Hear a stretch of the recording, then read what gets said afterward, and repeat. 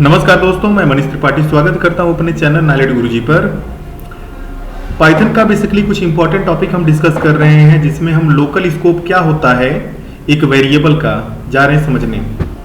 अब जैसे local scope समझना हो तो हमें कहाँ पे फंक्शन ले लेते हैं और फंक्शन के अंदर एक वेरिएबल रख देते हैं जिसकी वैल्यू रखते हैं 10 और इसको हम फंक्शन के अंदर ही प्रिंट करते हैं।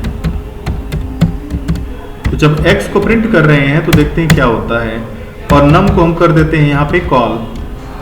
इसको हमें सेव करना है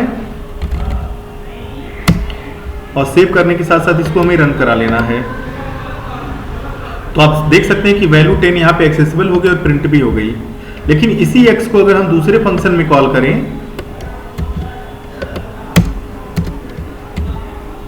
मान लीजिए एक num1 ले लेते हैं और यहाँ पे फिर से x को डिफाइन नहीं करते हैं, x है इस फंक्शन में तो यहाँ तो एक्सेस हो जाएगा। अब x इसका है, इसमें प्रिंट कराने का प्रयास कर रहे हैं, क्या प्रिंट होगा?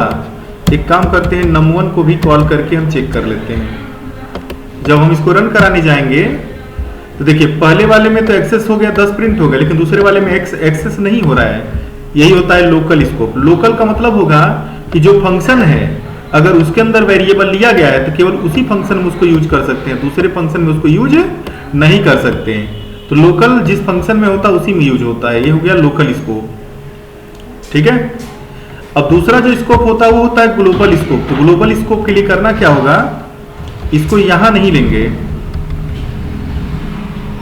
इसको यहां नहीं लेके हम एकदम बाहर ले लेते हैं, ठीक है, एक्सटर्नल वेरिएबल। अब एक्सटर्नल वेरिएबल एक ग्लोबल वेरिएबल के रूप में काम करेगा। क्यों? क्योंकि x की जो वैल्यू 10 है बाहर ली गई है, तो num में भी आपकी एक्सेस हो जाएगी और num1 में भी एक्सेस हो जाएगी। और जब दोनों को हम कॉल करके देख लेते हैं कि क्या ये प्रिंट होने लायक है, तो आप देख सकते हैं दोनों में भी ये एक्सेस हो गया। हम पहले जैसा चाहते हैं कि कर लें, x की वैल्यू इसमें रखें और एक्सेस इसमें करें। तो एक काम करना पड़ेगा, हमें यहाँ पे लिखना होगा ग्लोबल x।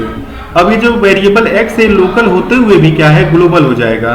x की वैल्यू हमने यहाँ पे 10 रखी तो यहाँ तो एक्सेस होगा ही होगा, इसमें भी ये एक्सेस कर सकते हैं। तो एक ऐसा वेरिएबल जो ले तो फंक्शन में, लेकिन उसको किसी भी फंक्शन में एक्सेस कर लें, तो उसके आगे लगाना पड़ेगा पहले हमें ग्लोबल। अब ये लोकल होते हुए वेरिएबल ग्लोबल की जैसे काम करेगा और दोनों में एक्सेस हो जाएगा, 10-10 की वैल्यू आ जाएगी। हम चाहते चाहिए ग्लोबल नहीं लगाते हैं, x यहां ले लेते हैं, इसमें तो प्रिंट होगा ही होगा। num1 को बस अंदर कर देते हैं और ये कोड इधर और अंदर हो जाएगा। और जो num1 है इसको यहां ना कॉल करके num के अंदर कॉल करेंगे, मतलब यहां पे कॉल करेंगे। ये स्कोप होता है एनक्लोजिंग स्कोप। जब एक फंक्शन के अंदर दूसरे फंक्शन को डिफाइन किया जाए तो वो हो जाते हैं नेस्टेड फंक्शन। आउटर फंक्शन का वेरिएबल इनर फंक्शन में आसानी के साथ एक्सेस किया जा सकता है, लेकिन इनर का आउटर में एक्सेस नहीं किया जा सकता। अब देखिए आउटर में हमने x की वैल्यू 10 रखी हुई है, तो अपने में तो x एक्सेस होगा, लेकिन ये इनर वाला फंक्शन इसमें भी x एक्सेस हो जाएगा। अब दोनों के रिजल्ट अगर हम देखना चाहें तो ऐसे लिखते हैं, value in outer, value in inner. अब देखते हैं आउटर इनर में वैल्यू आती है कि नहीं आती है। देखिए आउटर में भी 10 प्रिंट हो जा रही है, इनर में भी 10 प्रिंट हो जा रही है।